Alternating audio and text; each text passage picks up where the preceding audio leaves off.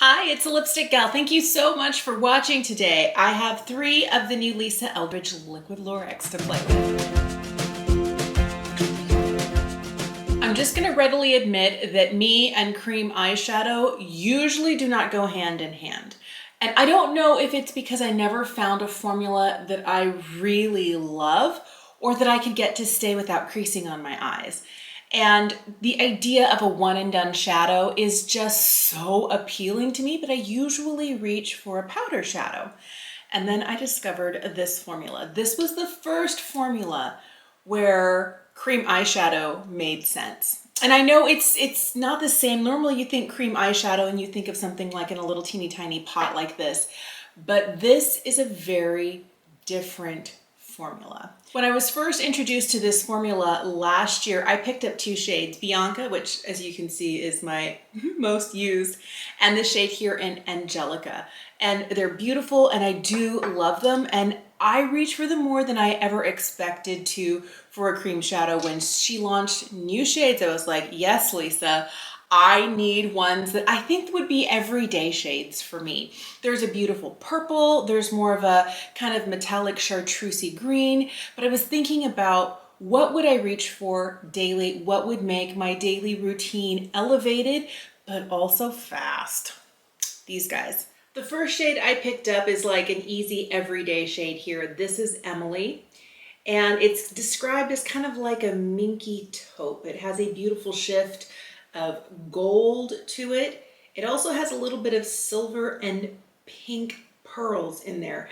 I have a harder time seeing the pink unless I'm like really up close, but I definitely see the gold and the silver flash to this very easily. The next shade I picked up is this one right here. This one is called Anais, and it's kind of like an antique, almost olivey green shade. It does have those same kind of silver and gold particles through it. The website also says it has a little bit of pink, but this is again is another one, I guess in certain lights, I always don't see the pink. I feel like you see the gold, you see the silver shift, and I think the pink is there for, visual interest, but it's such a small amount that you can't really tell, and it just brings an interesting flash and undertone to these eyeshadows. This last shade I picked up here is Zora, and it's a cool brown. As you can see, there's a lot of silver sparkle in here, kind of lending it that cool tone, but it seems like an easy, beautiful kind of smoky look. I love how easily these blend out. One thing that I've started doing is just making sure that my eyelid is completely clean. I'm notorious for leaving behind skincare or sunscreen. I do this and I start doing this and it gets where it gets, and later I'm like, why am I having problems with my eyeshadow? And I also am not an eyeshadow primer sort of person. I do it if I need it, but a lot of times I'm looking for products that don't require that extra step. And if I take the time to take a piece of cotton with a little micellar water over my lid, I find that I really don't need to do that. So I'm gonna start here with Emily, and I'm gonna put a layer of that on my lids. The one thing that I learned when I first tried this formula is the best thing to do is to work one eye at a time. And I find that using my 4th finger is just like super easy because I can tap and kind of spread. And it kind of does all the work I need it to do for me. And these are stunning just on their own. This is one layer of Emily. I'm gonna take a minute to add on just a second layer, kind of more on the lid. So I get a little bit more of that metallic punch, but I'm gonna try and keep it below the crease. I already have sparkle in the crease. I don't mind that. It's not like a deal breaker for me, but I'm gonna try and get the majority of this additional product to stay below. This is 2 layers of Emily, and I think the one thing that I love about these is that you can put one layer on, do the other side, go, you know what, I want just a touch more, and add straight from the doe foot straight to your eyelid. I've had other liquid products that the minute it dries and you want to add another layer, whatever liquid properties there are in the product itself start to disturb and mess up the initial layer. I love that I don't have that problem problem with this. If you're interested in using kind of like a fluffy brush like this, you certainly can, you know, before it's done, and give it a blend where you want it. I also find that if I feel like I have a little too much sparkle in my crease, taking a fluffy brush, even after it is dry, kind of helps to, you know, kind of brush a little bit of that away. But I definitely use one that is natural hair and a little bit stiff. That seems to kind of bring down that sparkle level for me, but I love the way these look. This new shade in Emily is beautiful. I'm gonna put Anais on. This is one that I thought was so pretty because it has kind of like that old gold look to it, but there is a little bit of sage green to it. I don't think I'm going to be able to, without completely washing my face, get all of the sparkle particles off. So you may see some residual sparkle on other parts of my eyelid. So here is Anais. As somebody who continues to age, I love that these eyeshadows don't draw attention to my slightly crepey eyelids, to the fact that they are a little bit more textured than they used to be.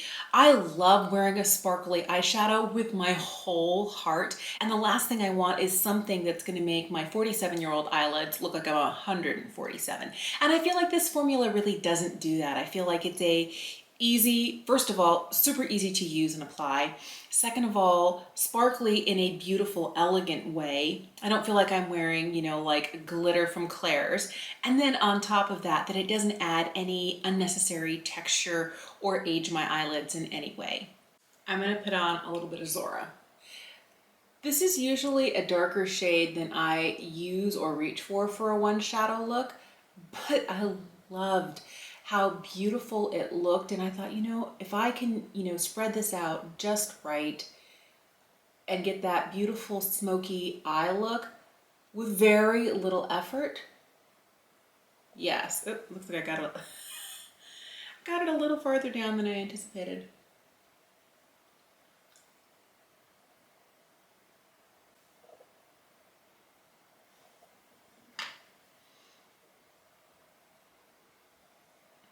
I feel like because this color is a little bit darker, I'm going to be a little bit more successful instead of using a sausage finger to blend it in with, using a slightly fluffy brush and taking the time to slowly blend it in where I want it. Because I feel like if I'm not careful, this much deeper color on my fair skin could instantly end up places that I don't want it. Oh, isn't this stunning? Oh, I love this so much. All right, I am absolutely flabbergasted with how glorious this shade looks. I was a little worried that I normally don't wear shadows this dark all over my eyes, but I really feel like it adds a beautiful depth. The one thing that I love are the tiny micro fine sparkles that you find scattered throughout every single one of these Liquid Lurex eyeshadows. This one has a lot of silver going through it. The other ones have gold, silver, and a little bit of pink, and it adds a really pretty dimensionality. I think these are like, for somebody like me who wants a kind of elevated look, you can lay it on really heavy on the lid, buff it out on the edge, and it kind of looks like you're wearing more than one eyeshadow, and it's doing double duty for you. It's like a one and done, which I love. Okay, so I'm gonna take this off and I'm gonna build a look with two of these together because I'm gonna use this dark shade as an eyeliner. So my goal is to put Emily all over the lid and a little bit of Zora down as liner. I'm going to start with this lighter shade and just kind of sweep it all over my lid. I'm going to take a little bit of this on the lower lash line as well.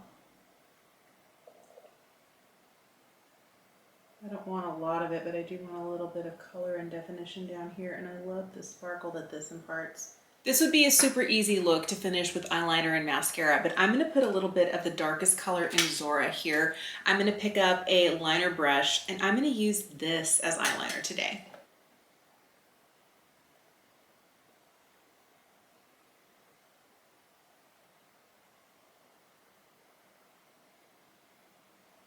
I like the way that this turned out. I feel that mixing Emily and Zora gave me a really pretty look. I have kind of the sparkles where I want them. I have this slightly darker shade laid down as eyeliner. And I did something that I saw Lisa do a while back in one of her tutorials, which is instead of doing kind of an upward slanting cat eye, to go a little bit more straight across. And I feel like if I were to have used a liquid liner or a really dark espresso brown, that it would have been a little bit more unforgiving. And since this is dark but has some of that dimensionality to it, if it's not perfect, that it wouldn't be so easy to clock as like, oh wait, but your eyeliner.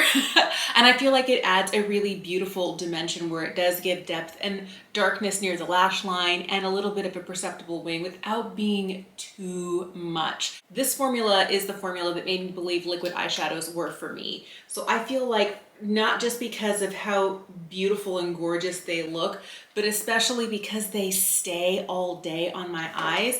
I wear these on days when I need a fast, no fuss look. And I feel like today using 2 shades and doing more of a winged look with it took a little bit more time, but not nearly as much as when I bring out my potted gel liner or my liquid liner. I feel like I can get to that more elevated look snappy. I love that. If you're curious, let me swatch the other 2 Liquid Lurex that I have for you so you can see the shades and what they look like next to each other. This is my most reached for to this point. This is Bianca. It's kind of like a cool pink leaning shade. This is so easy to throw on a little bit of like dramatic mascara and you're done if you have time for a little eyeliner. And that's what I like about these, is they look good on their own with just a hint of mascara or dramatic eyeliner, tons and tons of mascara. I've never paired false lashes with them because I don't have the skills for that. But these look great, you know, minimal and like with a lot. This right here is Angelica. It's the warmest of all the shades that I have. And I like that these are all kind of light leaning. On my fair skin, it doesn't take a lot of color for it to look really bold. So the fact that Emily all over the eye kind of gives this look. I am really excited to wear this as a one shadow look. I am, but I like today that I'm using it as eyeliner. I love this formula. I reach for this formula a lot. And I think that's evident by the fact that, you know, little Miss Bianca here is like half gone. I think my favorite thing about Lisa's products is they give the appearance of a lot of time and effort was put into this look. Now, when I sit down to put on makeup, it does take time, it does take effort, but I feel like I don't have to be as careful and controlled with Lisa's products. I feel like I can dab some things on my cheeks and keep blending and it takes care of itself. It's not a high maintenance formula that needs careful application with just the right tools. Same thing with these Liquid Lurexes. I feel like with a short amount of time, in just like 5 or 6 minutes, I was able to get an eye look like this that if I was using something else would take twice as long. And I feel like the dimensionality that I get in the shimmers really makes it look like it's, you know, more effort than I put in. It looks so good. So I feel like these are going to be like instantly into high rotation this fall. I love this. And it kind of lets me lean into kind of like the quick but elevated looks that I like, and lets me spend a little bit more time enjoying my cup of coffee in the morning or sleeping in an extra 15 minutes and not having to worry about like, well, I don't have time for eyeshadow, because I do have time for these. Thank you so much for watching today. I would love to know if you have any of these. Are these on your radar? Are these the sorts of products that you like to reach for? And maybe you don't have any of Lisa's Liquid Lurex. What's your favorite cream eyeshadow and how does that formulation wear? Why is that your favorite and why do you keep going back to it? Let me know in the comment section down below. Thank you so much for watching. Have an incredible day and I'll see you again soon.